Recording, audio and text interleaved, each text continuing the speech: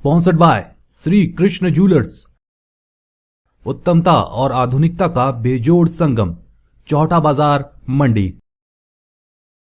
देखिए, आरटीआई से जो सूचना हमें मिली, हमने उसी को आधार बनाकर बात की है।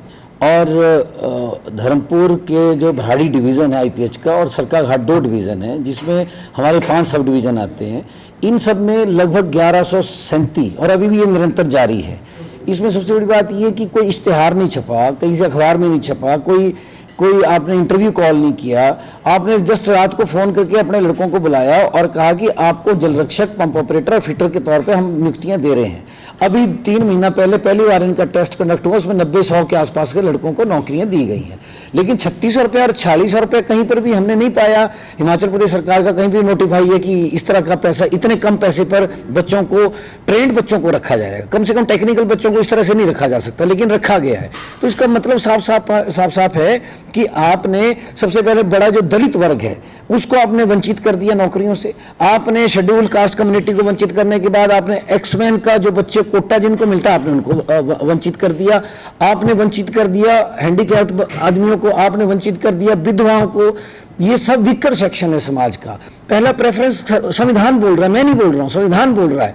और ये होना चाहिए था, इन लोगों को मिलना चाहिए था। सबसे बड़ी बात तो ये थी कि क्वालिफिकेशन होनी चाहिए थी। क्या ये सब आईटीआई है? क्या ये इन्होंने आईटीआई पंप ऑपरेटर किया है? क्या इन्होंने आईटीआई फिटर का किया है? तो ये जो हुआ है, ये सारा का सारा भारतीय जनता पार्टी के ही कार्यकर्ताओं को, मात्र एक पार्टी के कार्यकर्ताओं को आपने इस तरह से जुगाड़ किया कि 6.5 करोड़ रुपये, ये भी आरटीआई में आया है कि आपने मानदेय के नाम पर उनके लिए एक अलग सा फंड दे दिया। मानदेय, ऑनरेरियम फंड को किसी भी नीति में नहीं लिया जाता। ऑनरेरियम जैसे वार्ड मेंबर को ऑनरेरियम मिलता है, किसी दूसरे को ऑनरेरियम मिलता है। तो मानदेय के आधार पर आपने उनको रख लिया और उनको तगमे के तौर पे बोल रहे कि हमने सरकारी नौकरी दे दी। ये इन बच्चों के साथ छल है, ये धोखा है, ये एक हिसाब से छल है। और कभी भी मंत्री जी एक नीति लेके आ जाए, नीति लेके आए इनको लेकर, मैं तो स्पष्ट कह रहा हूं। और ना केवल यहां पर जल मिशन तो पूरे हिमाचल प्रदेश में लागू हुआ है, तो ये हर हलके के अंदर इतनी बड़ी ताकत में। और बड़ी बात तो ये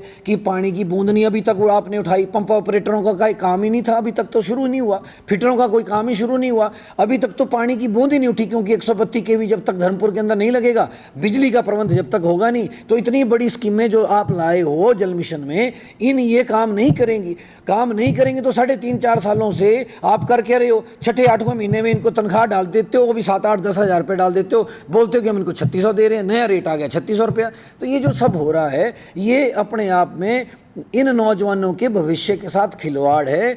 और मैं जिम्मेवारी पूर्ण इस बयान को दे रहा हूं कि इन बच्चों के भविष्य के साथ खिलवाड़ मत करो। मात्र आप अपने बच्चे को विधायक बनाने के लिए इनके हाथ में झंडे पकड़ा रहे हो, इनसे काम ले रहे हो। और हॉर्टिकल्चर के बगीचे में, शिवा प्रोजेक्ट के तहत जो बगीचे लगाए गए हैं, उनमें आईपीएच के बच्चे जाकर सिंचाई योजनाओं के तहत बोल रहे हो आपकी काम कर रहे हैं। सिंचाई की योजनाएं भी शुरू नहीं हुई हैं। तो मैं आग्रह करना चाहता हूं हिमाचल प्रदेश सरकार से, इंक्वायरी करवा लो, किसी दूसरी एजेंसी से इंक्वायरी करा लो। और निश्चित तौर पे जिन अधिकारियों ने ये सब किया है, जो अधिकारी ये सब करने की हिम्मत कर पाए हैं, निश्चित तौर पे राजनीतिक आकाओं के या बड़े किसी आदमी के इशारे के बिना ये काम नहीं कर सकते थे।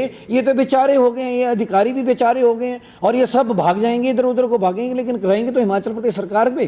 तो मैं ये कहना चाहता था कि जो बच्चों के साथ खिलवाड़ मत करो। और चुनाव लड़ना, चुनाव जीतना आपके पास कला है, आप कम से कम बच्चों को आहुति मत उसमें डालो। और आईपीएच के नाम पर ये जो आप बड़ा घोटाला और बड़ा धोखा कर रहे हो धर्मपुर क्षेत्र के युवाओं के साथ, ये मत करो।